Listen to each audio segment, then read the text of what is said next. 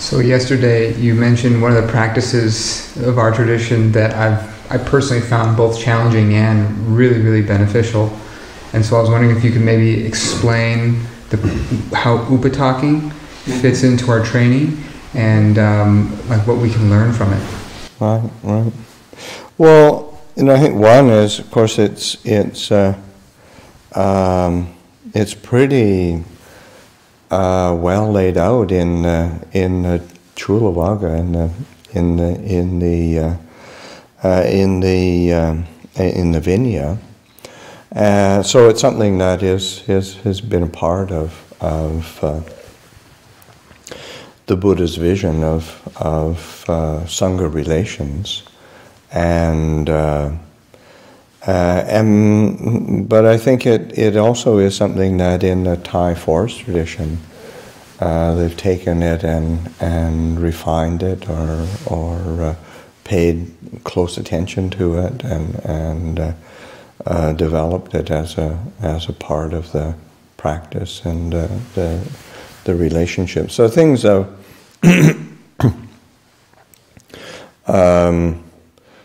there's many aspects of the that attending to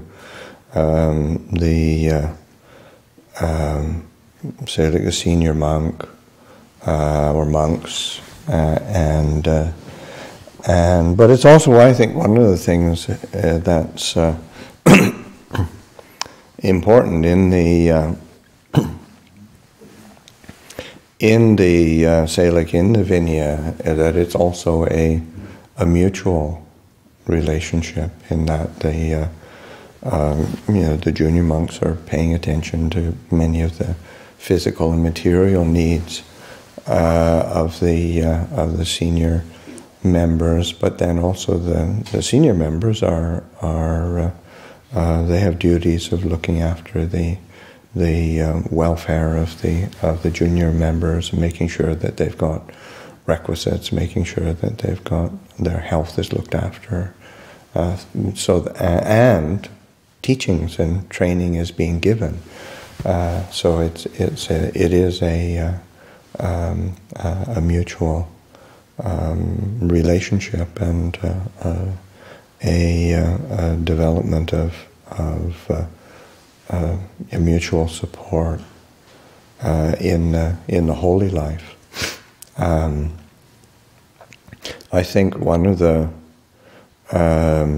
things that is, it's much more natural in say in Thailand and in the Isan, just because of the relationships that people already have towards their family, teachers in terms of like your school teachers. You grow up having that a certain amount of respect and deference, and then religious and spiritual teachers. So it's not a huge leap to be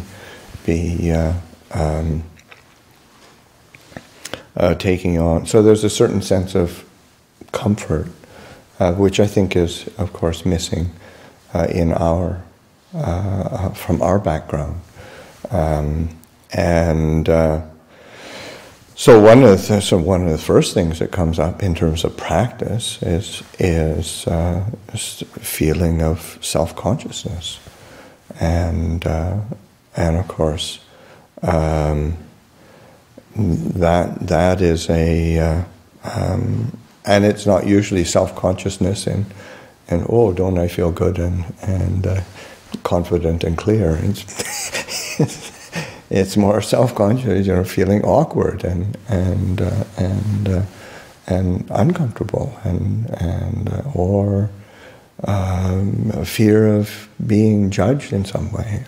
So, did I do it right? And all of those things. But it is quite directly highlighting the kind of self-cherishing and self-concern that we carry around with us, and it's a source of dukkha.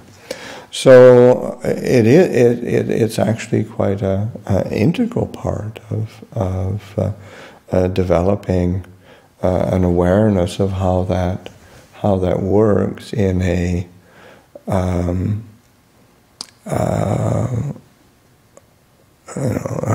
generally non-threatening environment, so so we can start to recognize and investigate more clearly how that works. And then also, I think one of the things that I certainly found is just a lot of in terms of being able to recognize how that sense of self comes up so strongly, and fear and worry come in, that it can be recognized and dropped, or at least ameliorated and start to be worn down a bit, and then there's a subsequent lightness and ease that comes into the heart, and then being able to be of service to others is generally quite a satisfying experience.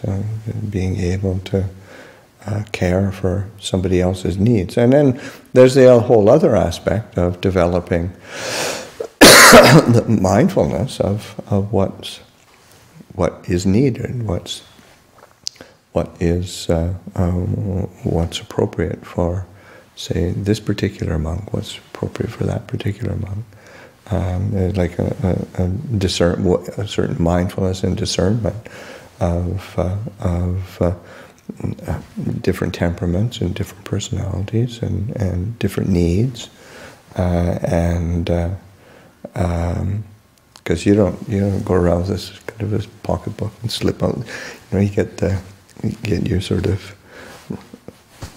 your checklist, and you've got to really be attentive and be able to adjust things in the present moment. So you're really learning how to apply mindfulness and discernment with real human beings.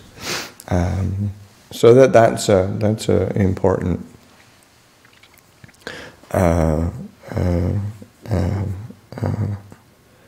learning that we gain.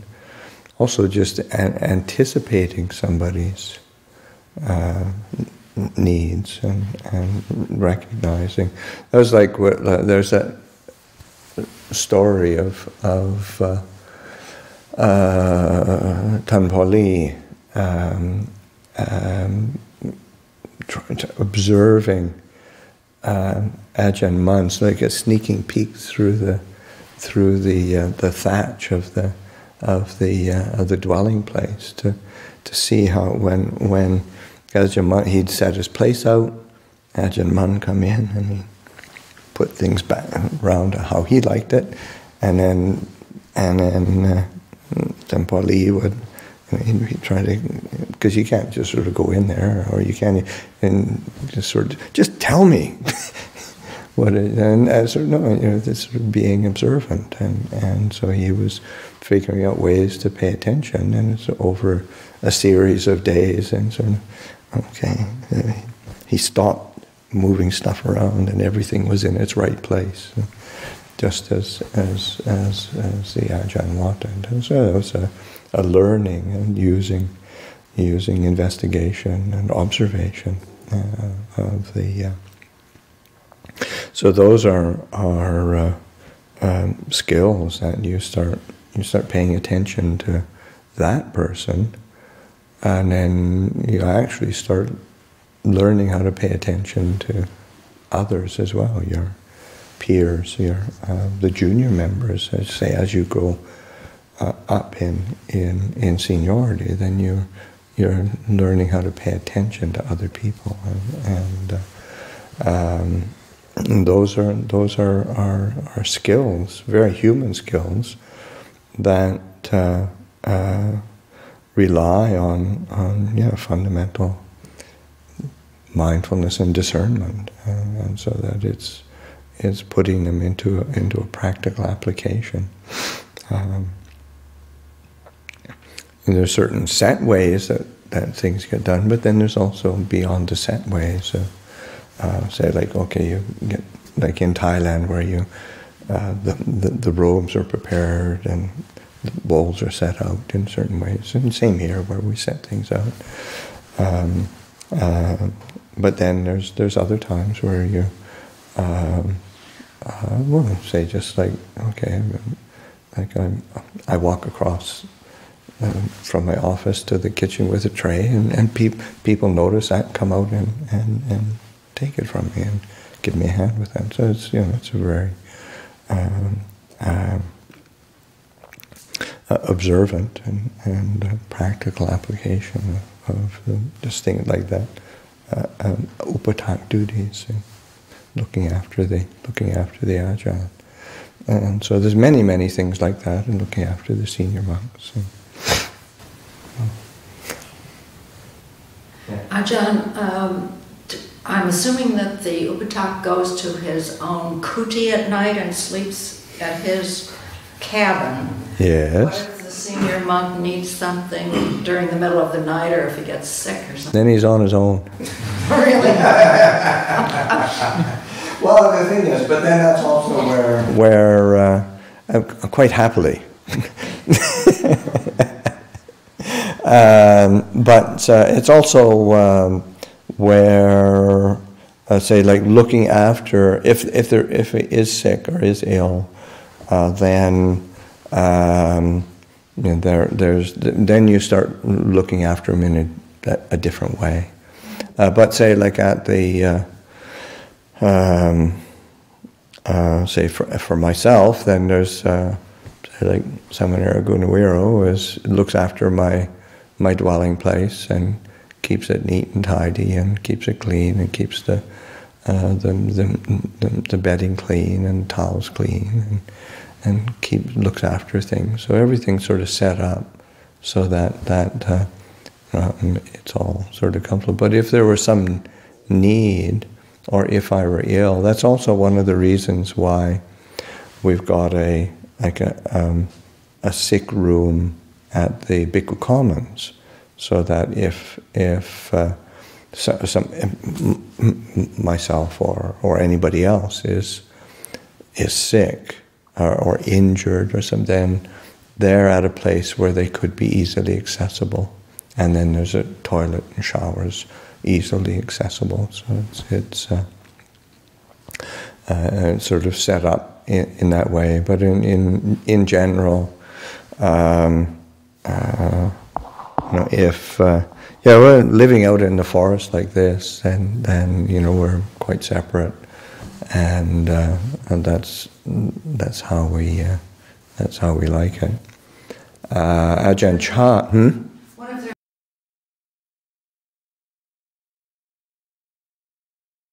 There is actually.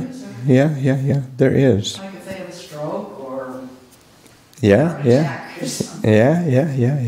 No, there is. Every kuti has a horn, and we use them during the fire.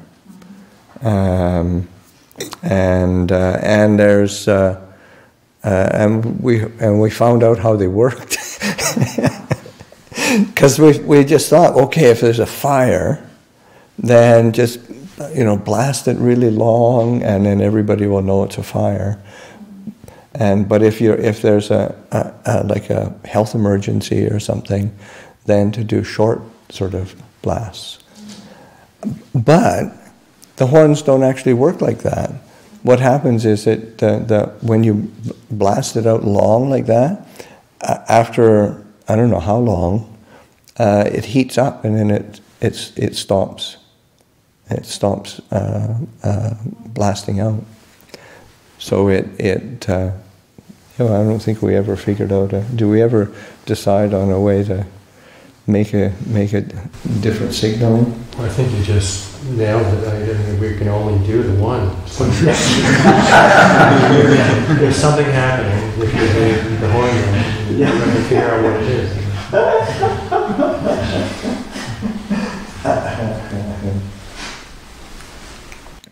Yeah, so those are our way of being, especially in our situation with the terrain we've got and the distances, and there are ways that we've figured out for alerting each other. And so far we haven't had any real injuries or somebody keeling over with a stroke or a heart attack.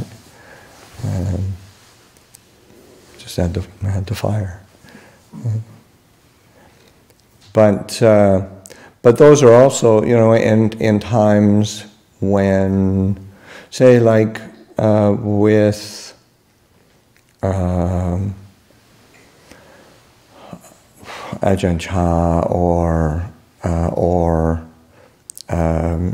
many other monks, as they got older and their health was not that good, then there was a much closer attention to looking after their needs. And say like Ajahn Chah, who in the last few years before he was unable to, before his operation, then his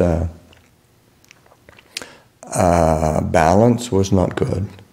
So the upattaks would make sure that they would be, before you would wait down below for Luang Por to come down.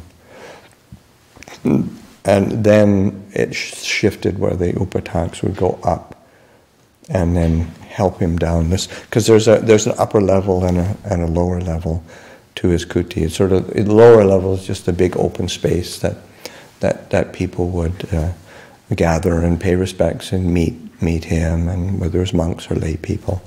And the upstairs is where he lived, but people would go up and assist him to come down, just because he was starting to get a bit shaky, or not sure of his footing,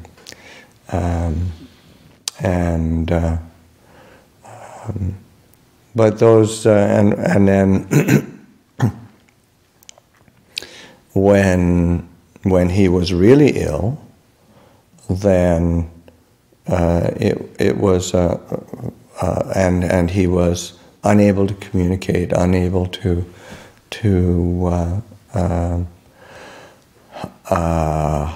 motor function wasn't there.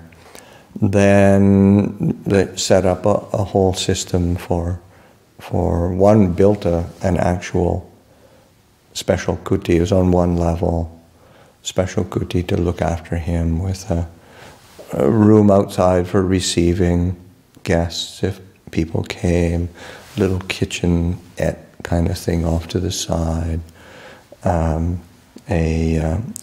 room to look after him, and then a couple small rooms for the attendant monks to be able to sit or lie down and rest, and then also for storing medicines and whatnot.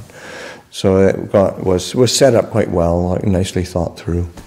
And then there were 4 monks in the daytime and 1 novice, and 4 monks in the nighttime and a novice looking after him. And they do 2-week stretches, so from like full moon to new moon to full moon. And they change shifts around the Patimokkha. And they needed to have one very experienced monk as the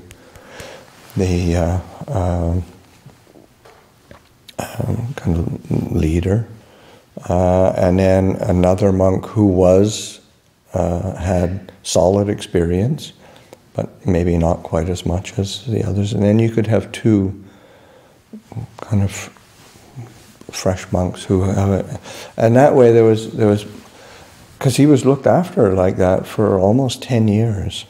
And so many people, people would start showing up days before the Patimokkha to get in line to be able to upatthak Luang Por Chah. And then some would just come in and help for a little bit and go back. Some would try to stay around so they gain more experience and stay closer. So, but all through that time there was all these monks coming from all the branch monasteries who wanted to and generally did an exceptional job of helping to look after him. He was bedridden for almost 10 years, and he never got a bed sore, which, that's a big deal. That's a big deal. And, so that kind of attention and care, and trying to figure out, especially the early years, trying to figure out how to do it, and how do you deal with a bedridden one just eating, urinating, defecating. How do you do all that with looking after somebody who is really bedridden? And so that and for some of the senior monks, the junior monks tended to adapt a lot better than the senior monks. I mean, many of the senior monks were fine, but some of the senior monks found it very difficult to relate to Luang Por as a patient as opposed to the revered teacher. So it was hard for them to make that shift, and that's understandable. So that and he needed looking after. So looking after somebody who is quite capable and tend to be independent is one thing, and then looking after. So there's a whole spectrum of how you look after the senior monks.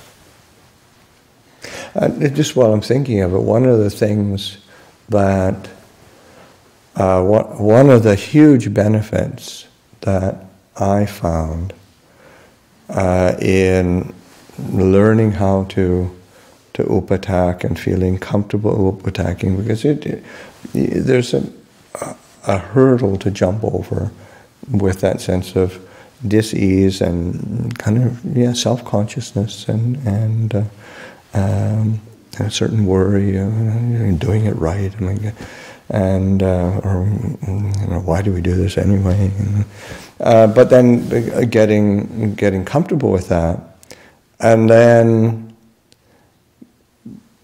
that laid a really solid foundation for being able to draw close to other senior monks who weren't my teachers, and feel very comfortable around them, and then be able to look after them, and then oftentimes they'll ask questions or share Dhamma, or feeling very comfortable to draw close and then ask a question, so getting advice, and so it was that was a huge benefit that I have found in my monastic life. I've drawn close to so many really not just exceptional meditation teachers, but just really good administrative monks who were really learned, and it was the Ajahn Krunadamo, and everybody, Kasapo, Kajana, Debbie. We went to pay respects to the Sangharaja, the Supreme Patriarch, and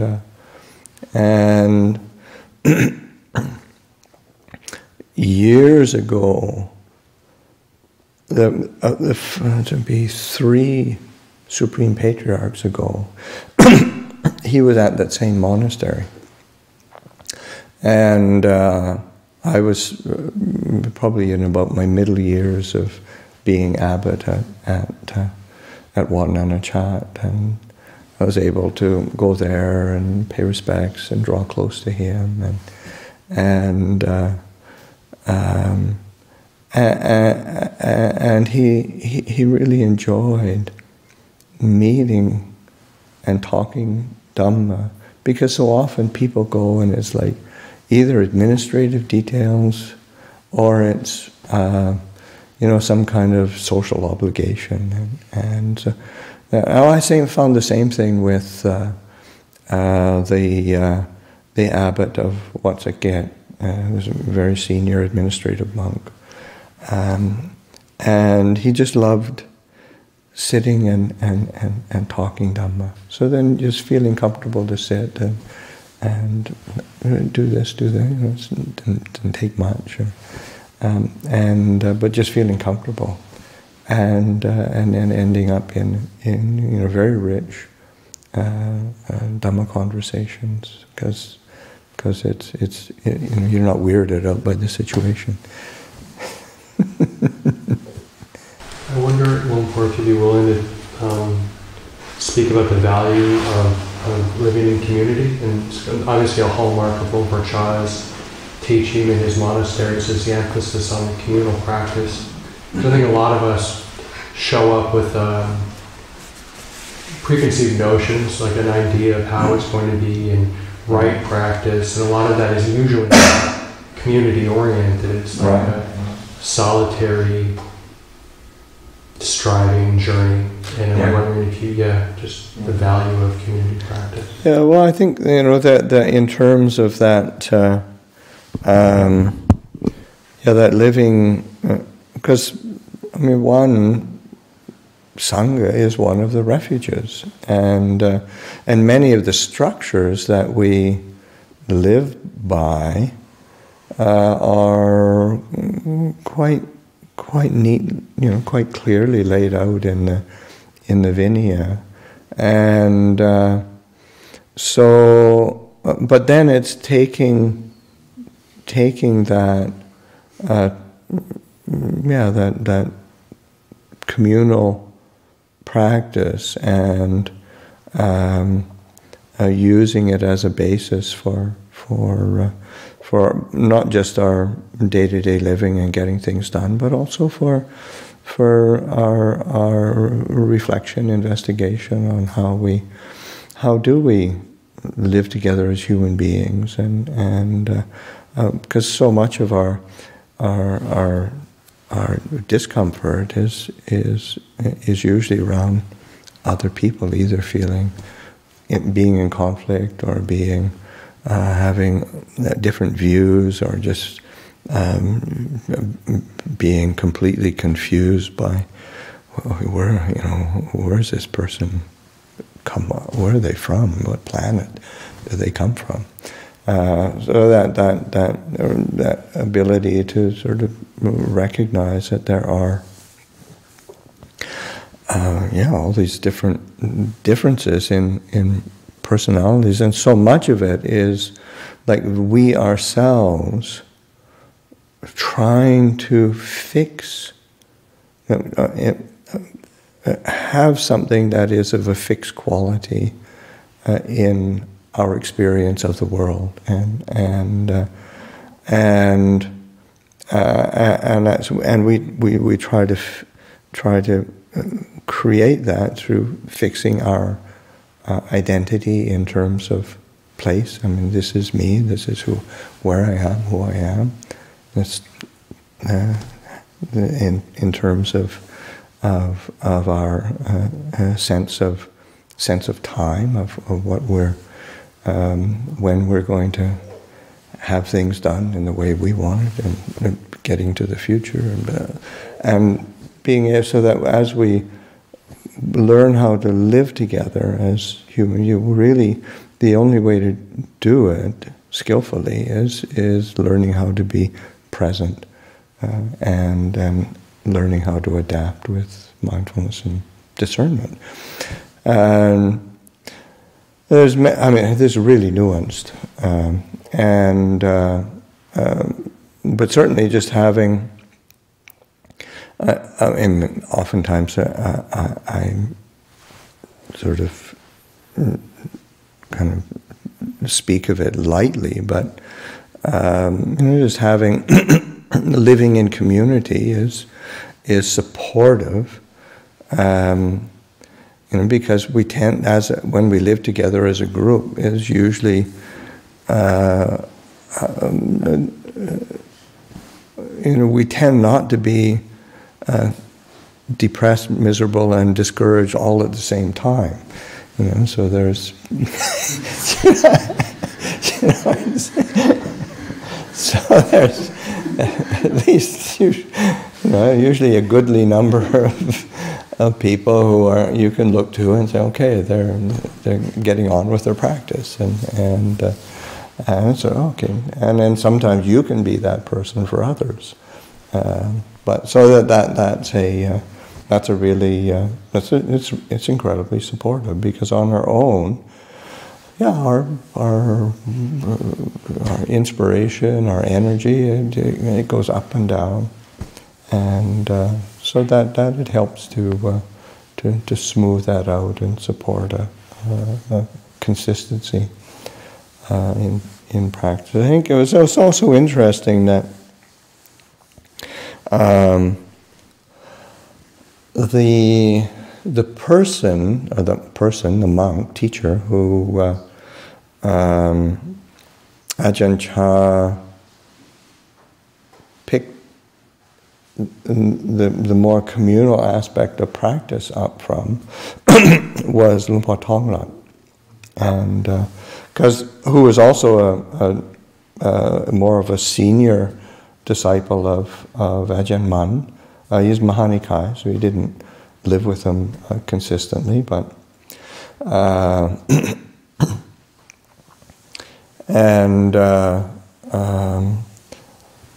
but he was somebody who was I think the way he trained, I think he found it useful for his own temperament.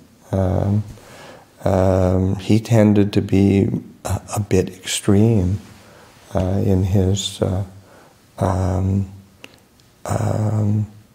he's a real character, and he, I think it was really he had to adapt and adjust, because his natural tendency would be to go to different extremes, so it helped to keep him. So I think Ajahn Chah, who was also could be quite extreme, helped to sort of give a good grounding or a good container for the various fluctuations in mood and view that inevitably come up. So that's an aspect that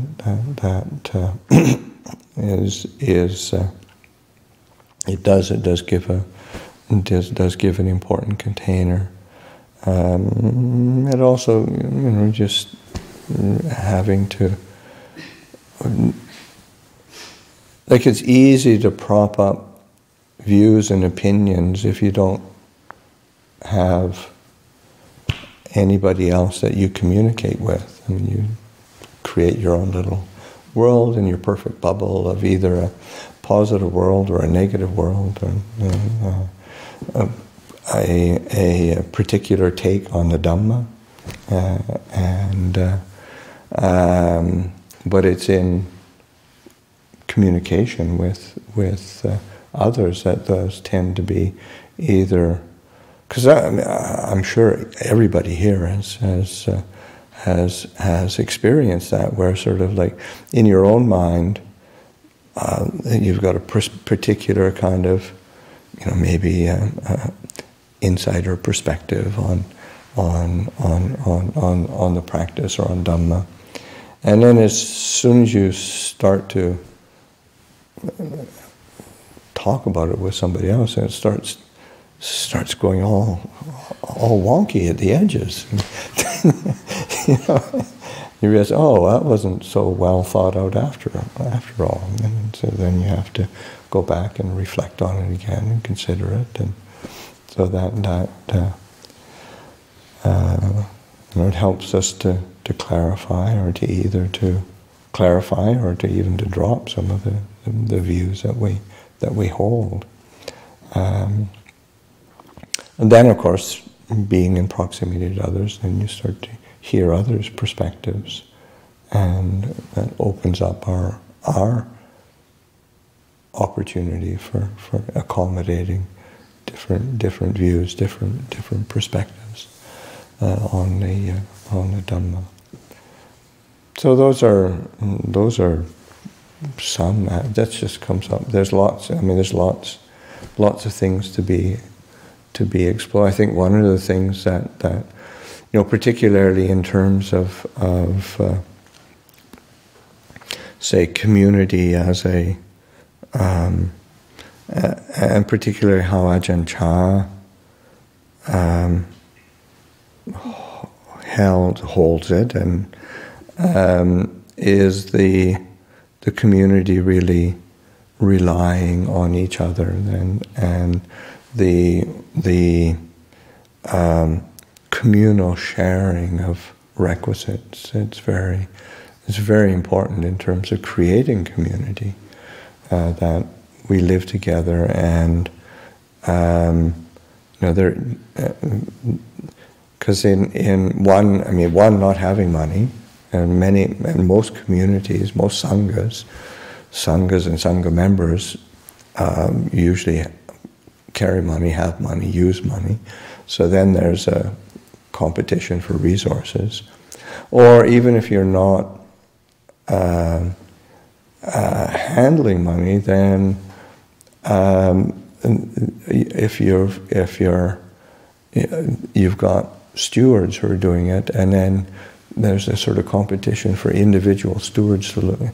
And Ajahn Chah really didn't. That wasn't a part of the training. It's sort of everything's held in common. All the requisites are given to the sangha. If somebody has a need, they can request the sangha for things.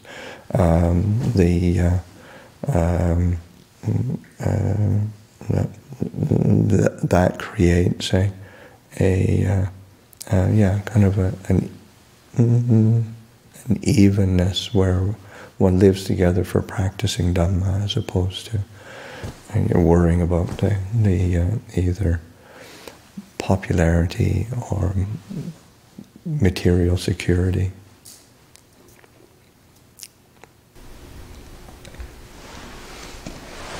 Yeah. Also, like living in community, do you think there's any? Do you think it's true that like how we treat others is in large part like how we treat ourselves? Like if a community member gets angry, you know, can that help us to learn about how we treat anger in ourselves internally? Well, we certainly can, you know, and we certainly get to witness all the variety of human emotion.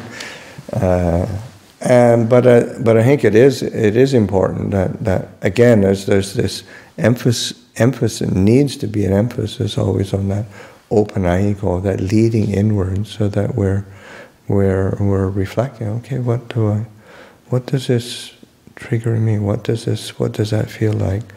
Do I want to repeat that? Do I want to so that you know, how do I deal with myself?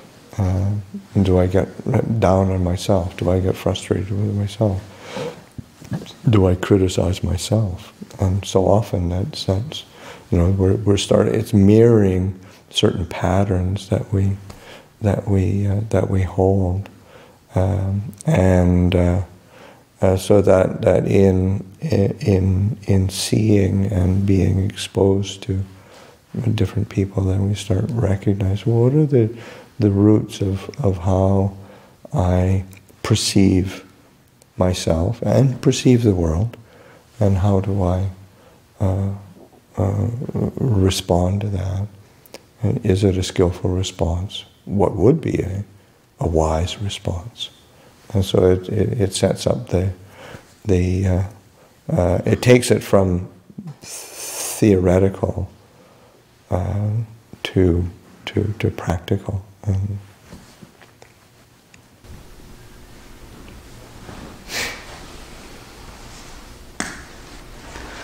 So maybe connecting to the themes, like, you shared a lot about looking after Luang Por Pasanno when he was sick, but I know it's also a very important value to look after all Sangha members in terms of like sickness and aging. Yeah, that's the Buddha was very explicit in the Vinaya of the caring for the sick was equivalent to caring for the Tathagata, and so that as we live together as a community, to really be caring for each other, or that just that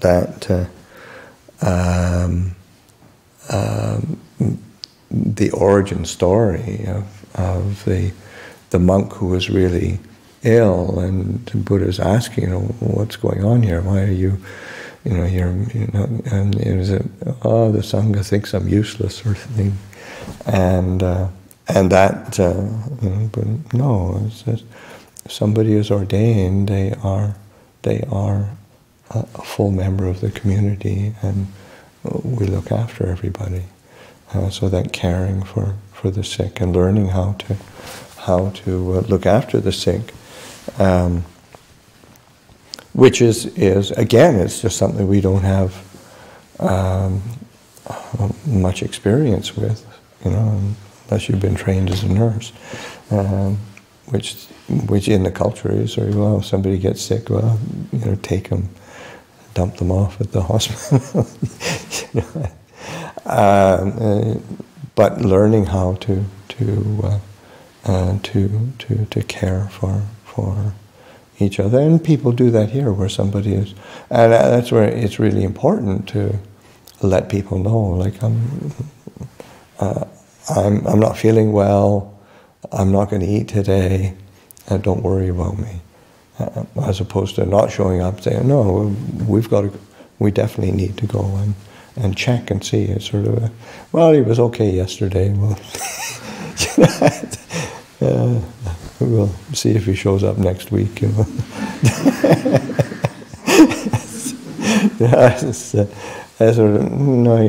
keeping on top of it, and then trying to figure out what would be helpful to look after people, and then if they're we've been really fortunate here. Nobody's really had very serious illness. Nobody's died yet. Well, that's, it didn't. I was like, probably this. Yeah, it's a real benefit. I was like, probably I was the second or third year as being an abbot, and one of the monks died. And then they're foreigners, so you got to feel, okay, you're going to let the family know, yeah, those are things that happen, because at Wat Nana Chat they've had 2 or 3. There's 3 of them, and there's that went out of Pujong Gom, the monk out there, the Ajahn Chah was there. There was a Pakao, he was elderly, and he died at Wat Nana Chat.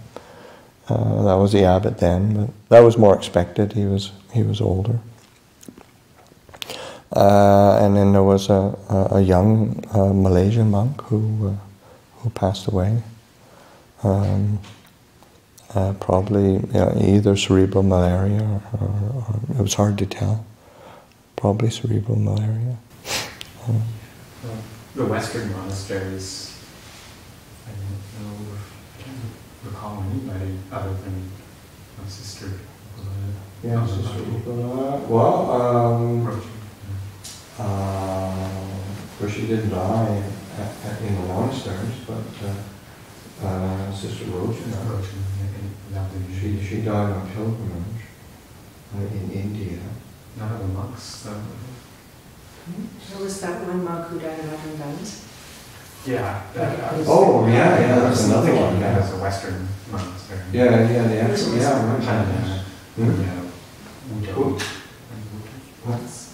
What? Panyawuto, yes, so that's another, that was early on when we first came here. Young, bright monk. I met him 1989. He was a student at Northwestern, and he got very interested. He pounded me with questions, and then he ended up going to. Well, he ended up becoming a teacher in LA. He was very successful. Won some kind of national award for his teacher, but all the time he was preparing to ordain. Came and ordained. I think he came up here for visits. Michael, yeah. And Patrick, and then he what would have been his 5th or 6th Vasa? Passed away and died, and it was like a freak accident at Ajahn Chah's.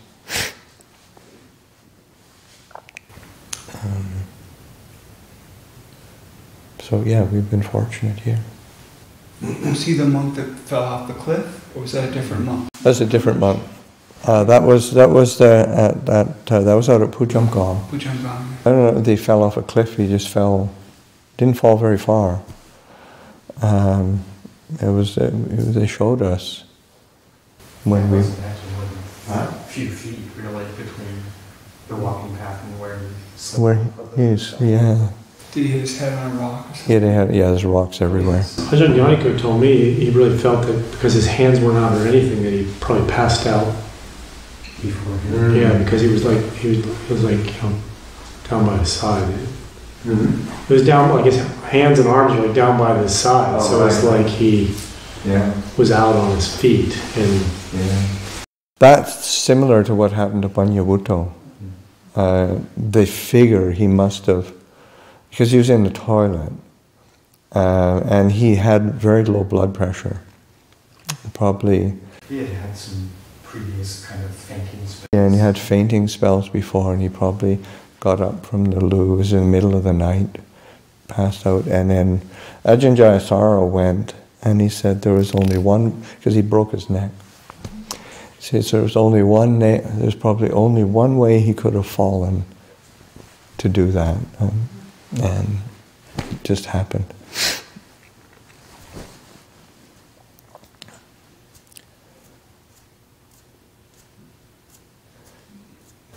Great contemplation for the rest of the months.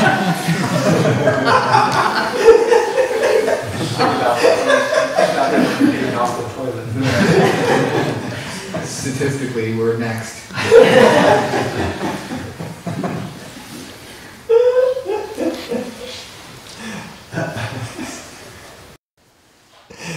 Okay, it's a break.